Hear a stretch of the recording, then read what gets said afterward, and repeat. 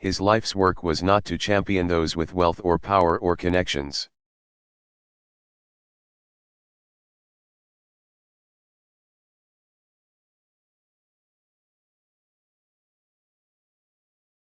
They already had enough representation.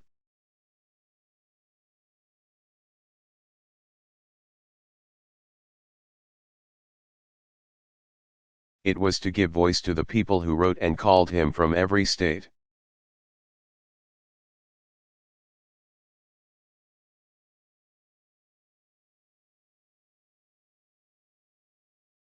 Desperate for somebody who might listen and help.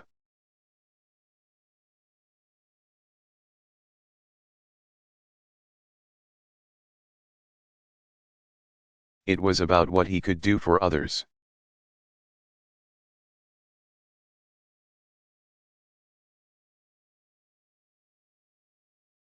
It's why he'd take his hearings to hospitals in rural towns and inner cities.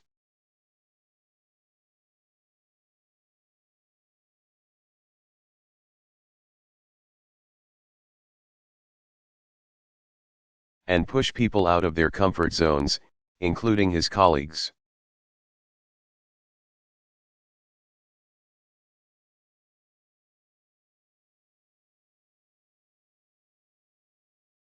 Because he had pushed himself out of his comfort zone.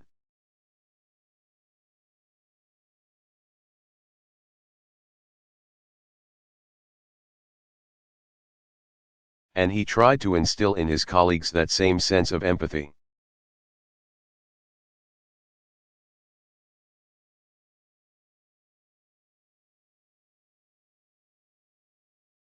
Even if they called him, as one did, wrong at the top of his lungs.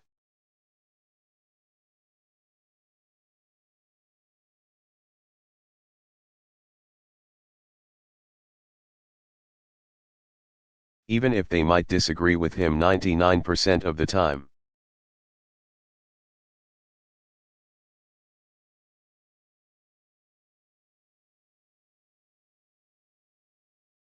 Because who knew what might happen with that other 1%?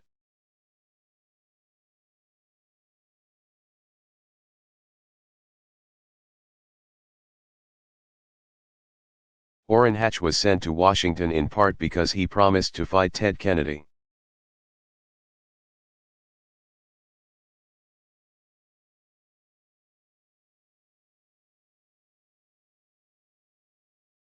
And they fought a lot. One was a conservative Mormon from Utah, after all, the other one was, well, Ted Kennedy.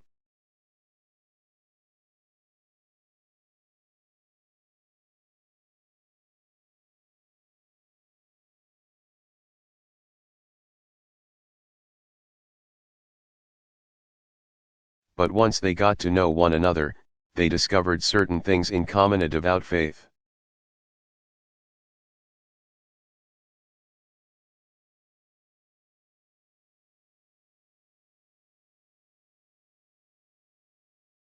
A soft spot for healthcare, very fine singing voices.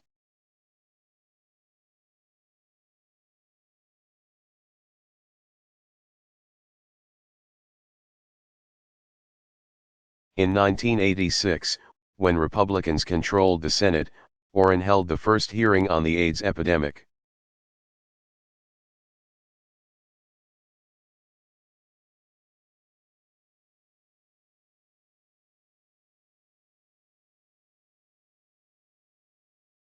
Even hugging an AIDS patient, an incredible and very important gesture at the time.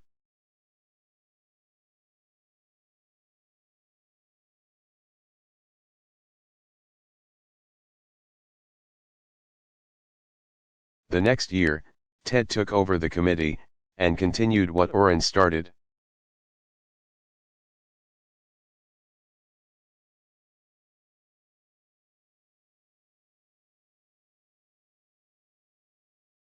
When Orrin's father passed away, Ted was one of the first to call.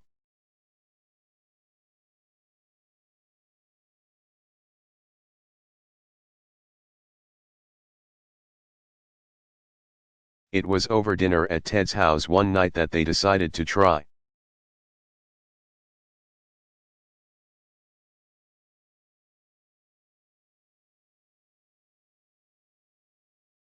and ensure the 10 million children who didn't have access to health care.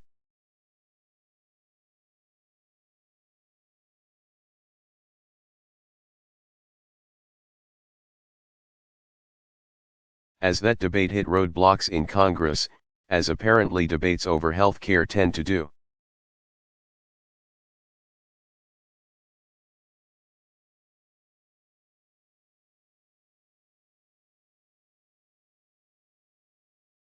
Ted would have his chief of staff serenade Orrin to court his support.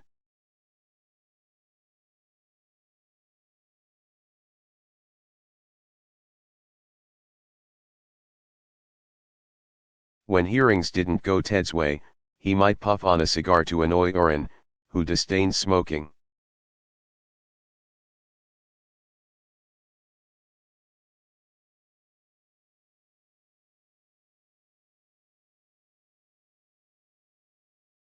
When they didn't go Orrin's way, he might threaten to call Ted's sister, Eunice.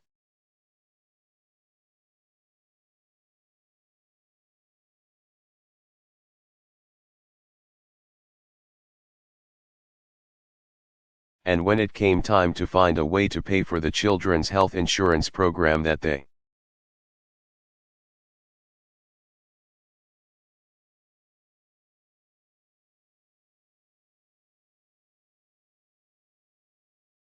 together had devised, Ted pounced, offering a tobacco tax and asking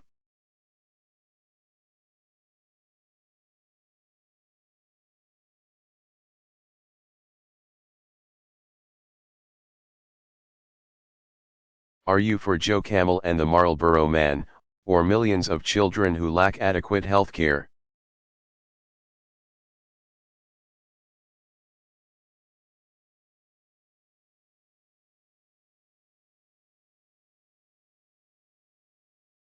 It was the kind of friendship unique to the Senate.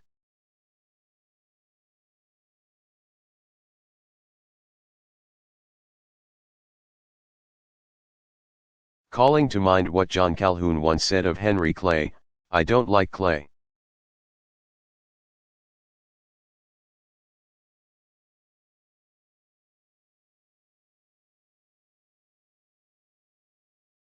He is a bad man, an impostor, a creator of wicked schemes.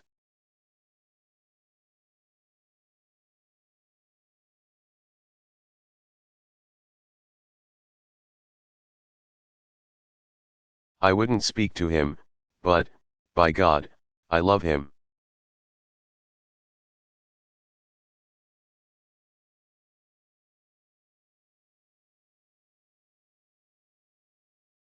So, sure, Orrin Hatch once called Ted one of the major dangers to the country.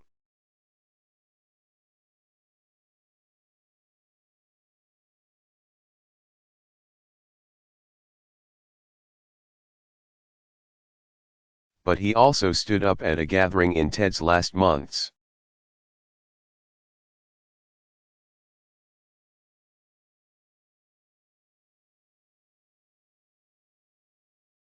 And said, "I'm asking you all to pray for Ted Kennedy."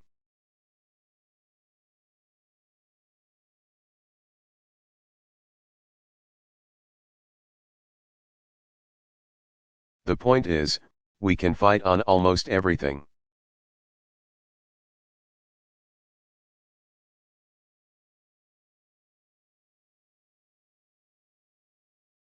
But we can come together on some things.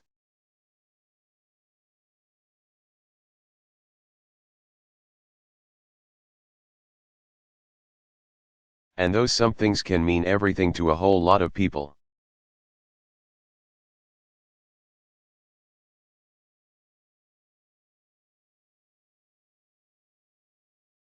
It was common ground that led Ted and Orrin to forge a compromise that covered millions of kids with health care.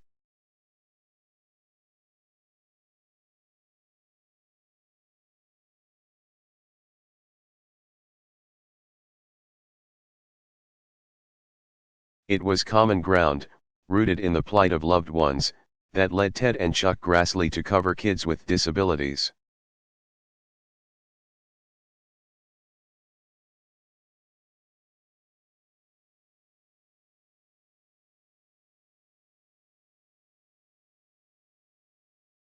That led Ted and Pete Domenici to fight for equal rights for Americans with a mental illness.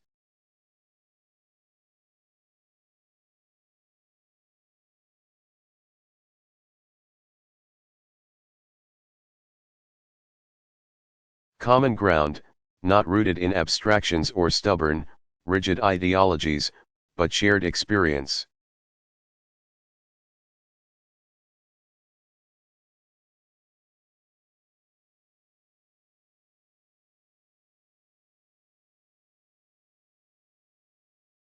That led Ted and John McCain to work on a patient's Bill of Rights, and to work to forge a smarter, more just immigration system.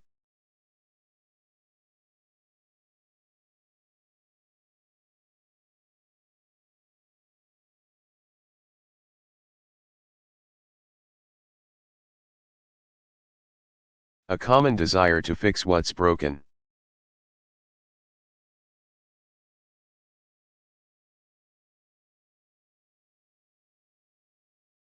A willingness to compromise in pursuit of a larger goal.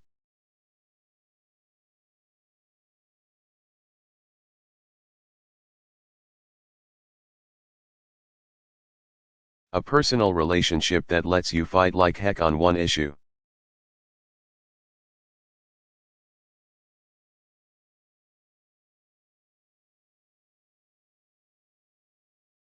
And shake hands on the next, not through just cajoling or horse trading or serenades.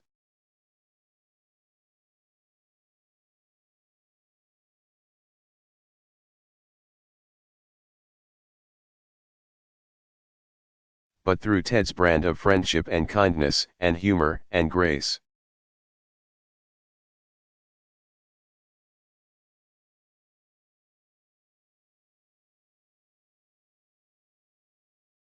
What binds us together across our differences in religion or politics or economic theory?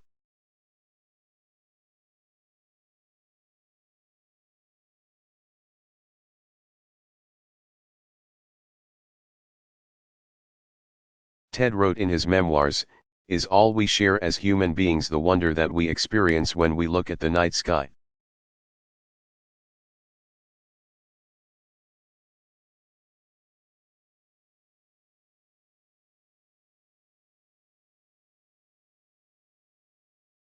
The gratitude that we know when we feel the heat of the sun.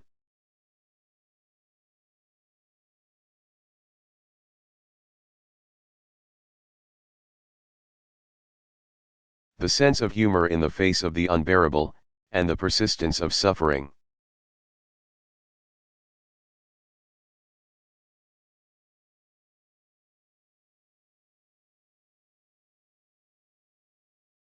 And one thing more, the capacity to reach across our differences to offer a hand of healing.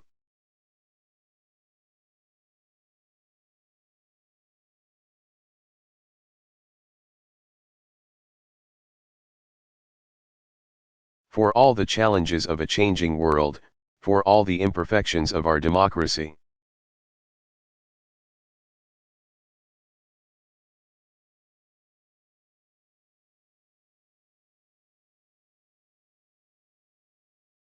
The capacity to reach across our differences is something that's entirely up to us.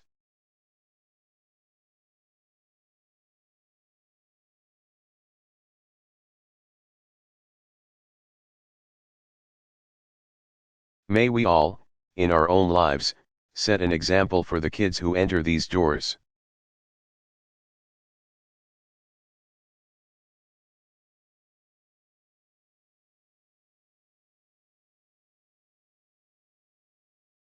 And exit with higher expectations for their country.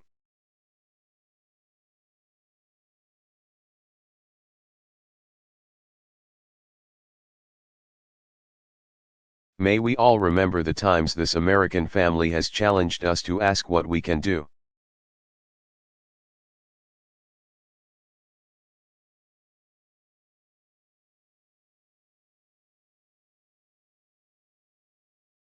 To dream and say why not, to seek a cause that endures.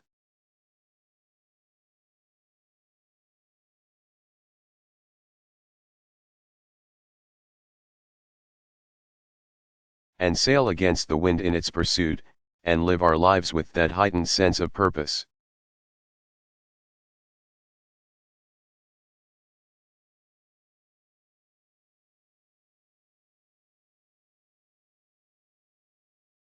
Thank you.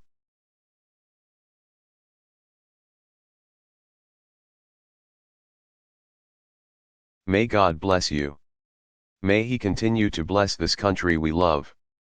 Thank you.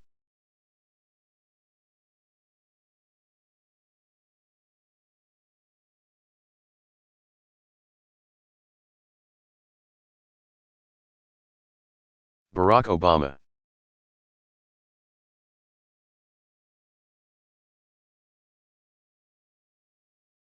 Third major press conference, on Iran and healthcare.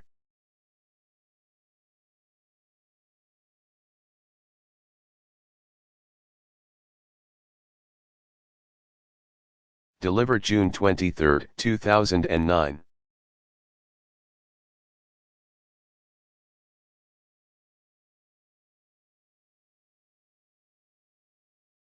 Good afternoon, everybody.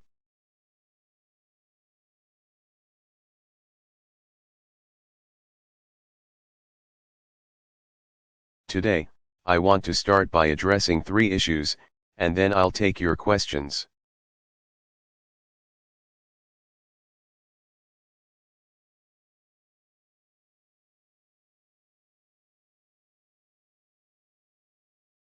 First, I'd like to say a few words about the situation in Iran.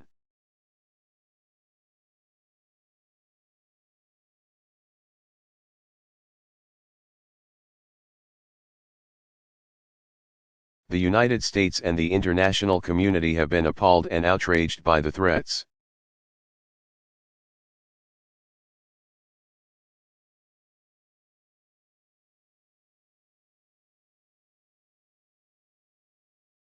The beatings, and imprisonments of the last few days.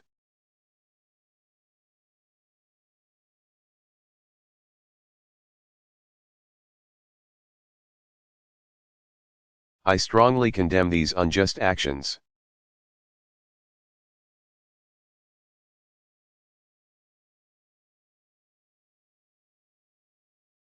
And I join with the American people in mourning each and every innocent life that is lost.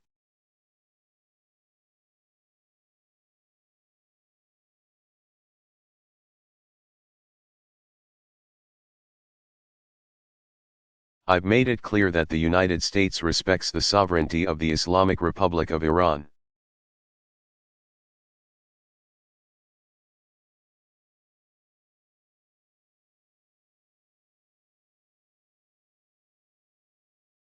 And is not interfering with Iran's affairs.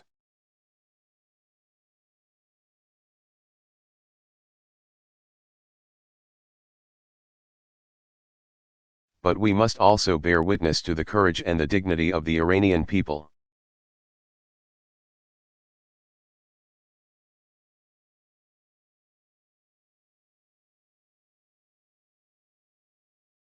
And to a remarkable opening within Iranian society.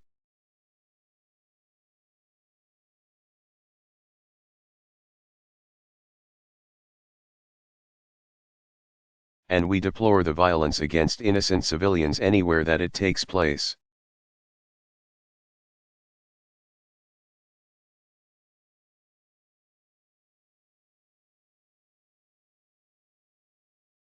The Iranian people are trying to have a debate about their future.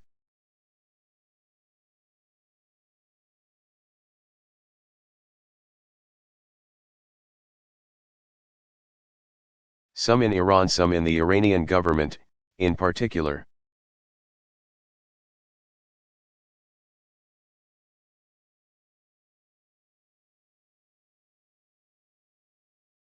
Are trying to avoid that debate by accusing the United States and others in the West of instigating protests over the election.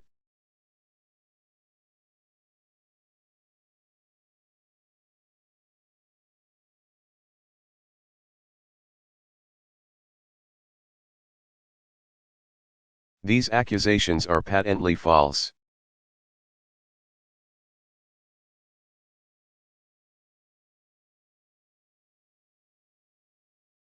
They're an obvious attempt to distract people from what is truly taking place within Iran's borders.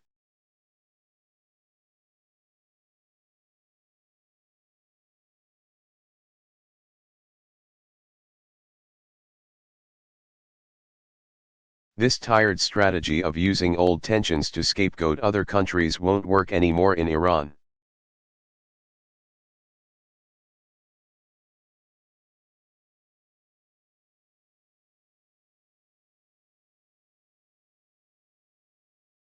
This is not about the United States or the West, this is about the people of Iran.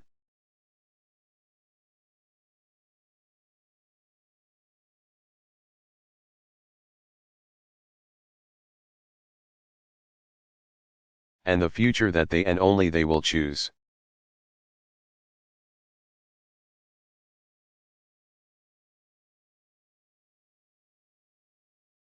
The Iranian people can speak for themselves.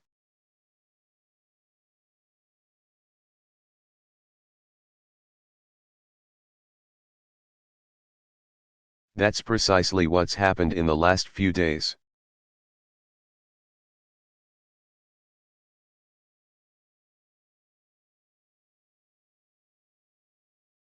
In 2009, no iron fist is strong enough to shut off the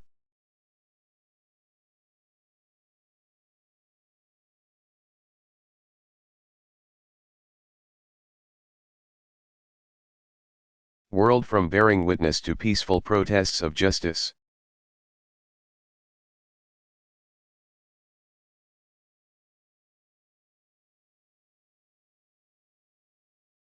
Despite the Iranian government's efforts to expel journalists and isolate itself.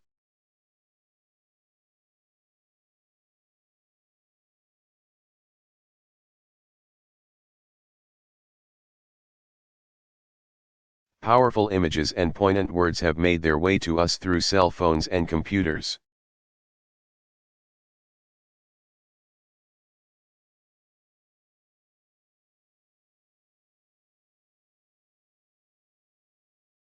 And so we've watched what the Iranian people are doing.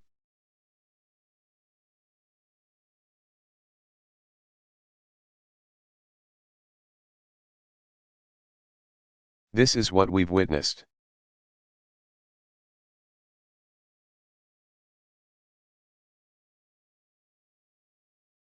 We've seen the timeless dignity of tens of thousands of Iranians marching in silence.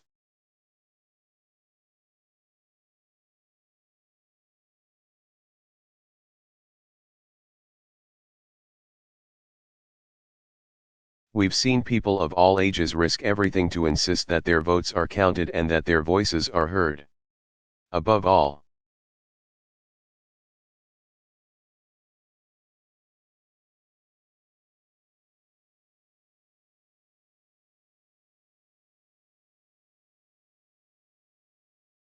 we've seen courageous women stand up to the brutality and threats.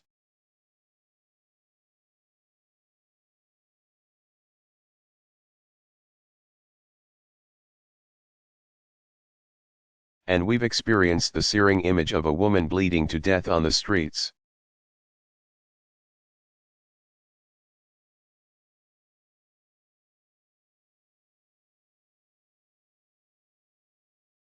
While this loss is raw and extraordinarily painful, we also know this.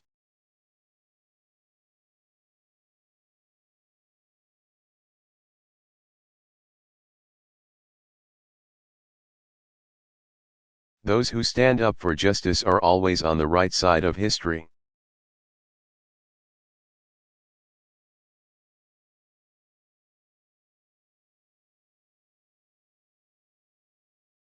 As I said in Cairo, suppressing ideas never succeeds in making them go away.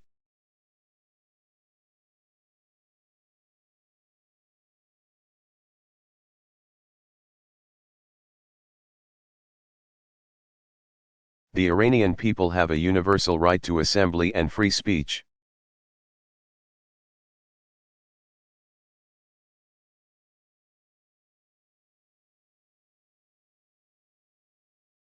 If the Iranian government seeks the respect of the international community,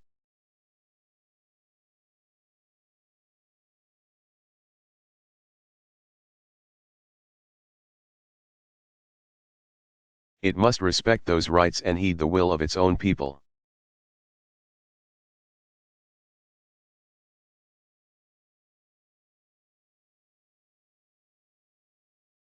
It must govern through consent and not coercion.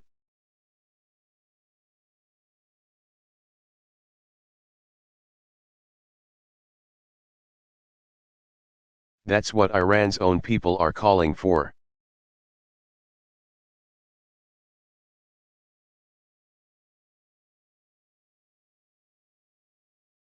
And the Iranian people will ultimately judge the actions of their own government.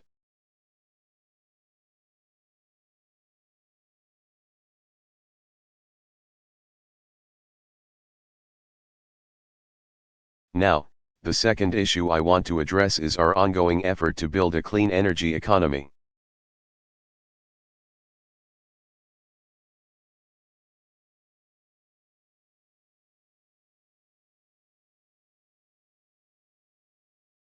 This week, the House of Representatives is moving ahead on historic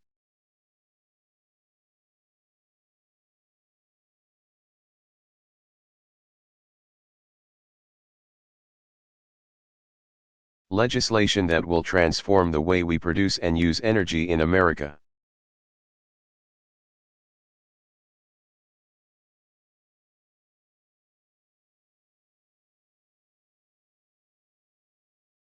This legislation will spark a clean energy transformation that will reduce our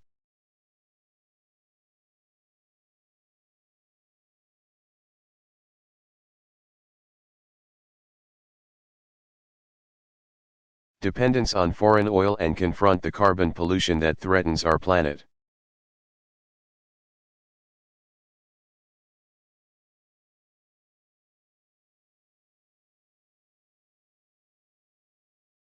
This energy bill will create a set of incentives that will spur the development of new sources of energy.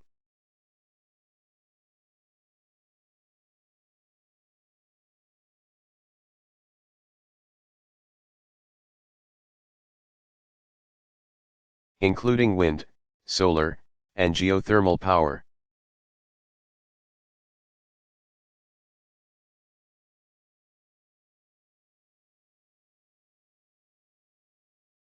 It will also spur new energy savings.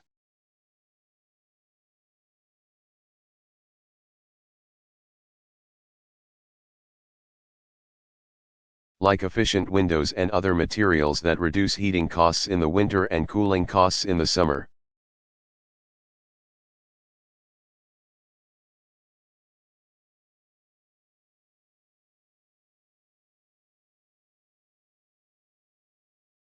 These incentives will finally make clean energy the profitable kind of energy.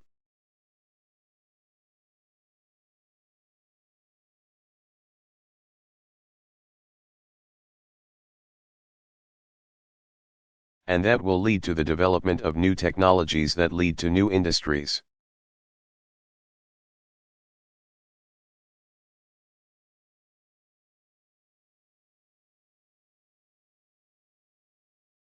That could create millions of new jobs in America, jobs that can't be shipped overseas.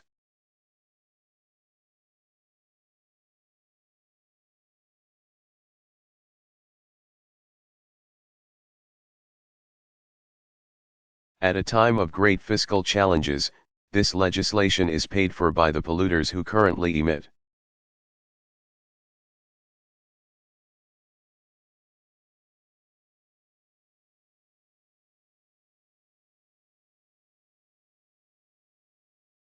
The dangerous carbon emissions that contaminate the water we drink and pollute the air that we breathe.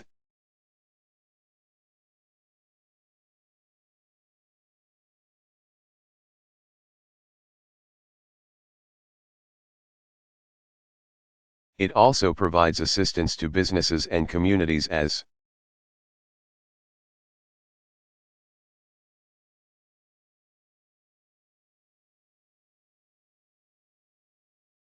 they make the gradual transition to clean energy technologies.